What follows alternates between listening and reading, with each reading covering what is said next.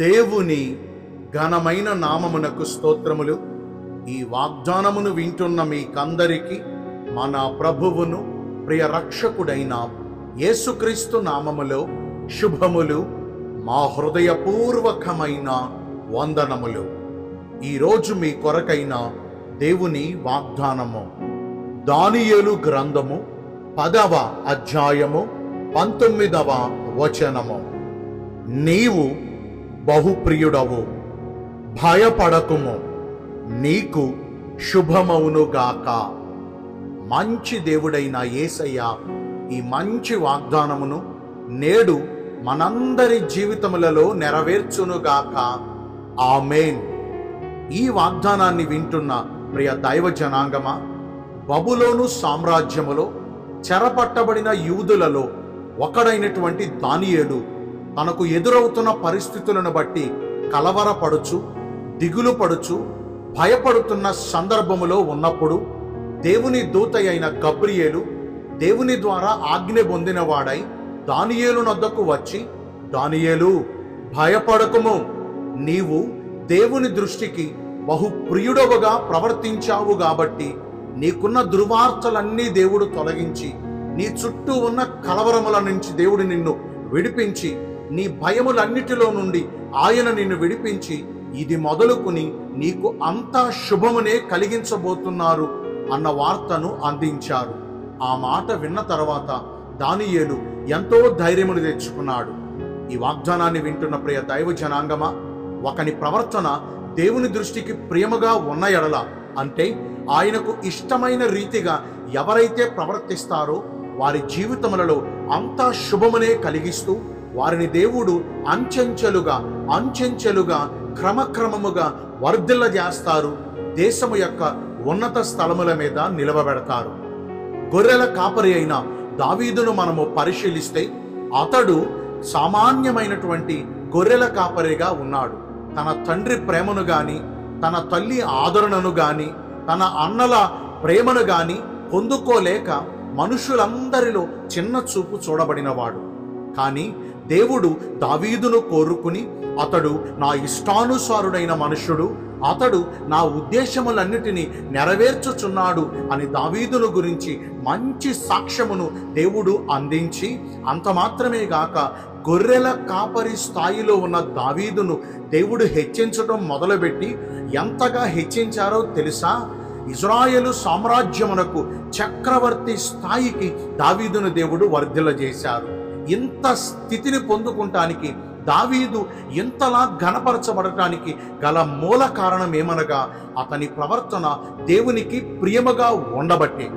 ఒక దానియేలును మనం పరిశీలించిన, ఒక దావీదును మనం పరిశీలించిన, ఇంకా పరిశుద్ధ గ్రంథములో ఉన్న ఎందరో భక్తుల జీవితమును మనం పరిశీలించిన, వారందరూ దేవుని దృష్టికి ప్రియులుగా ప్రవర్తించారు కాబట్టి, దేవుని దృష్టికి ఇష్టమైన ప్రవర్తన కలిగి నడుచుకున్నారు కాబట్టి దేవుడు వారి పక్షమందుండి వారి స్థితిగతులను మార్చి, అట్టడుగు స్థితిలో ఉన్న వారిని, మనుషులందరి చేత తృణీకరించబడిన వారిని, దీన స్థితిలో ఉన్న వారిని దేవుడు విడిపించి, వారి బంధకాలను తెంచివేసి, వారి పరిస్థితులను ఆశీర్వదించుచు వారిని అంతకంతకు ఉన్నతమైన స్థితిలో నిలవబెట్టారు.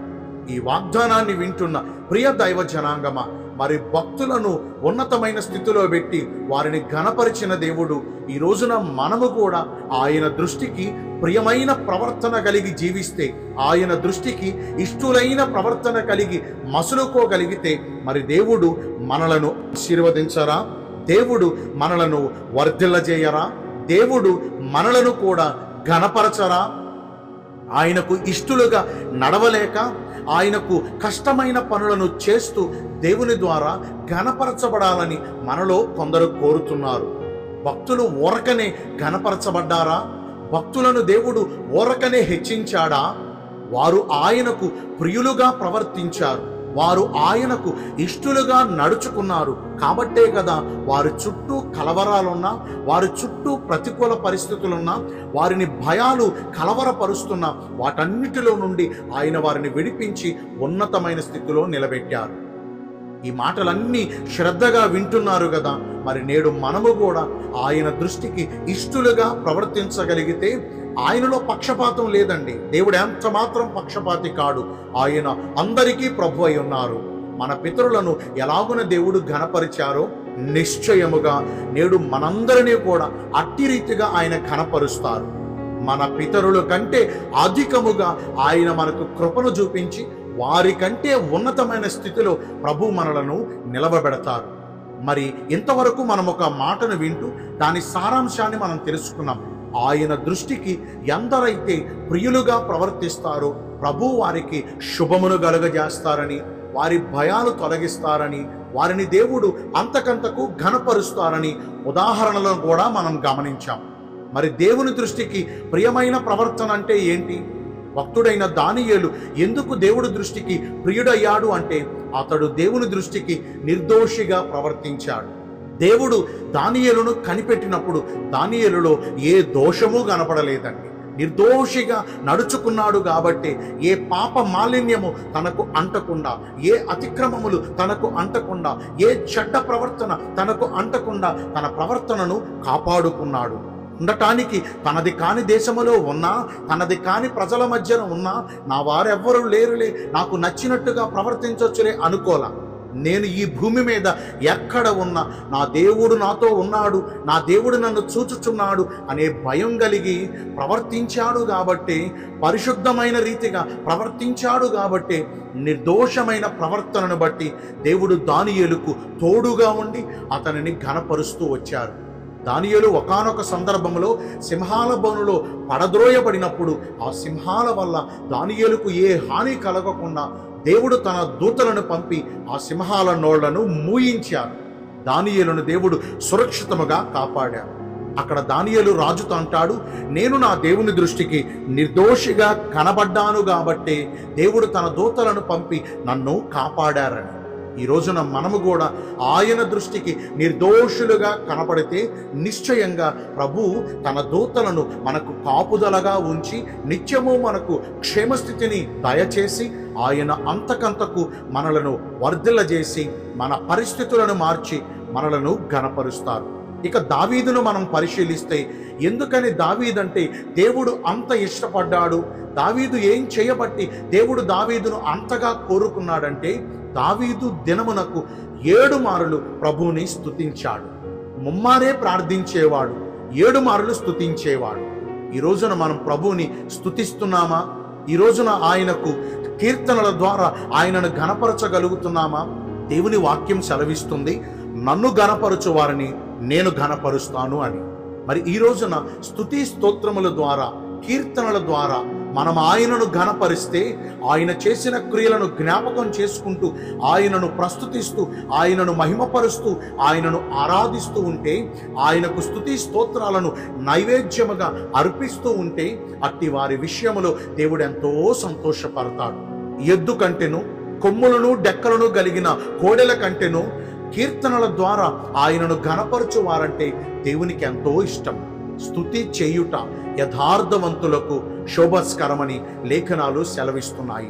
మరి ఈ రోజున ఈ ఇద్దరి భక్తులలో నుండి 2 మాటలు మనము పరిశీలిస్తే, ఒకరు నిర్దోషులుగా కనపడ్డారు, ఒకరు దేవుణ్ణి స్తుతిస్తూ ఉన్నారు. ఈ 2 పనులు నేడు మనం చేయగలిగితే, ఈ 2 క్రియలంటే దేవునికి చాలా ఇష్టం.